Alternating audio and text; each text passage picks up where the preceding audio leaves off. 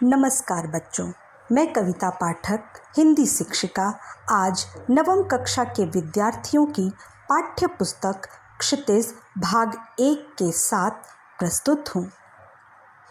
Course ए के अंतर्गत क्षितिज पुस्तक के गद्य खंड के पहले अध्याय 2 बैलों की कथा का आज हम अध्ययन करेंगे। 2 बैलों की कथा।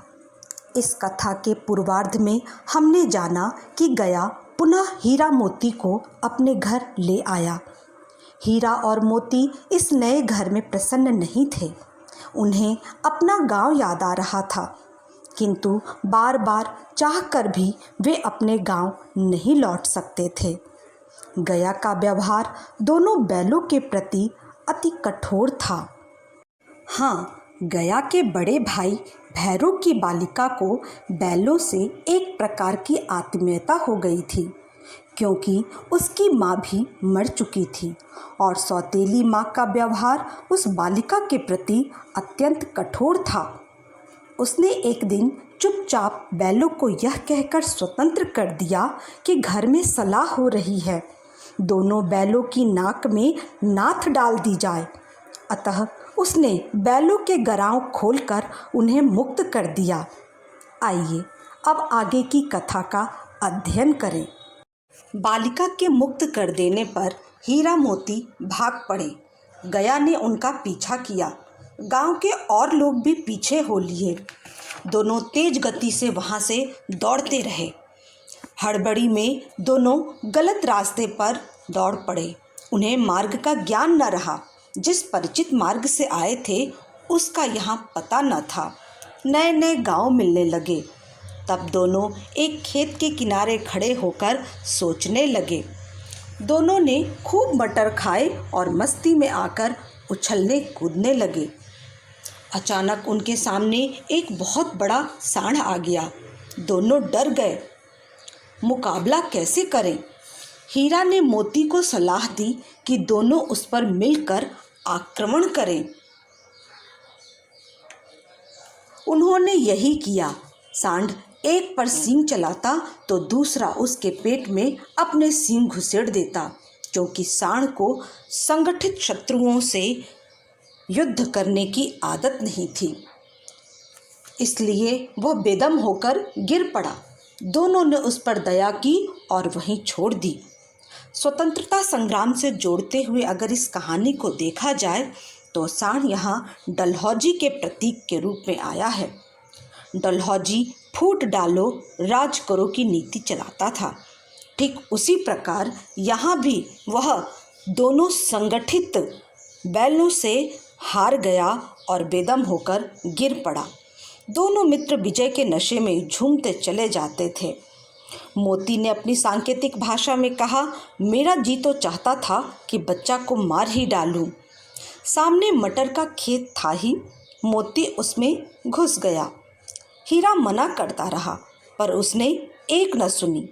अभी 2 ही 4 ग्रास खाए थे कि 2 आदमी लाठियां लिए दौड़ पड़े और दोनों मित्रों को घेर लिया। हीरा तो मेड़ पर था, निकल गया। मोती सींचे हुए खेत में था। मोती के खुर कीचड़ में धंसने लगे। वह भाग न सका। उसे पकड़ लिया गया। हीरा ने देखा मित्र संकट में है तो लौट पड़ा। फंसेंगे तो दोनों फंसेंगे।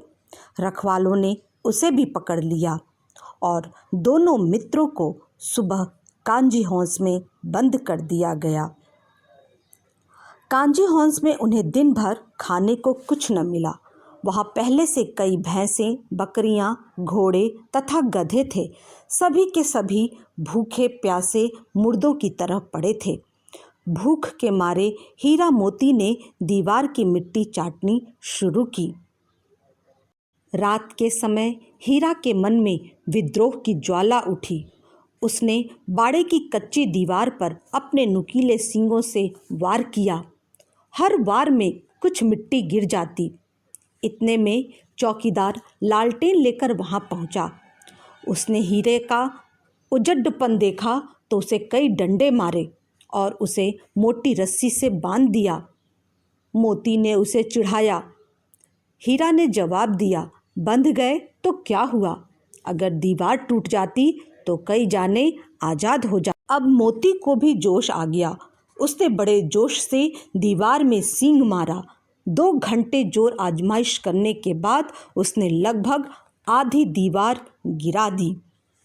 अब जानवरों की जान में जान आई। सबसे पहले घोड़ियां भाग निकली, फिर बकरियां और भैंसें भागीं। गधे वहीं खड़े रहे, बोले, भागने का क्या फ़ायदा, फिर पकड़े जाएंगे। मोती ने उन्हें सींग मार मार कर भगाया, लेकिन हीरा रस्सी से बंधा हुआ था, कैसे भागता। हीरा ने मोती को कहा कि वह भाग जाए, वरना उसकी खूब पिटाई होगी। मोती बोला, मैं संकट में तुम्हें कैसे अलग कर सकता हूँ। वह भी वहीं सो गया। सुबह होते ही कांजी हाउस के कर्मचारियों में खलबली मची और उन्होंने मोती की खूब मरम्मत की और उसे मोटी रस्सियों में बांध दिया। हीरा मोती 1 सप्ताह तक वहीं बंधे रहे। उन्हें खाने को कुछ न मिला, बस दिन में 1 बार पानी मिलता था। दोनों की हड्डियां निकल आईं। एक दिन उनकी नीलामी होने लगी। कोई भी खरीदार उन्हें न खरीदता। अंत में एक कसाई ने उन्हें खरीद लिया। वह जिस तरह कूल्हे में उंगली गोदकर देख रहा था, उससे हीरा मोती कांप गए। दोनों नीलाम होकर दड़ियल कसाई के साथ चले। दड़ियल के साथ जाते समय वे अपने भाग्य को कोसने लगे। कसाई उन्हें भगाए जाता था। रास्ते में उन्हें गाय बैलों का रेवड़ नजर आया। सभी प्रसन्न होकर उछल कूद कर रहे थे। हीरा मोती यह सोच रहे थे कि ये कितने स्वार्थी हैं। इनका मित्र विपत्ति में है, फिर भी इन्हें कोई चिंता नहीं है। सहसा हीरा मोती को लगा कि वे जिस रास्ते से जा रहे हैं, ये रास्ते उनके परिचित हैं, जाने पहचाने हैं। अब मानो उनके निर्बल शरीर में जान आने लगी। जल्दी ही झूरी का घर नज़दीक आ गया। वे तेजी से भागने लगे और थान पर जाकर खड़े हो गए। झूरी ने उन्हें देखा तो दौड़ा और उन्हें गले लगाने लगा। बैल भी झूरी का हाथ चाटने लगे। दड़ियल कसाई ने बैल की रस्सियां पकड़ ली। झूरी ने कसाई को देखकर कहा, ये बैल मेरे हैं। कसाई बोला, मैं इन्हें नीलामी से लाया हूँ। वह बैलों को जबरदस्ती ले जाने लगा। मोती ने उस पर सींग चलाया। दड़ियल भागा। मोती ने उसे और भगाया तथा गांव से दूर कर दिया। झूरी ने निहाल होकर नांदों में खल्ली, भूसी, चोकर और दाना भर दिया। दोनों मित्र खाने लगे। गांव में उत्साह छा गया।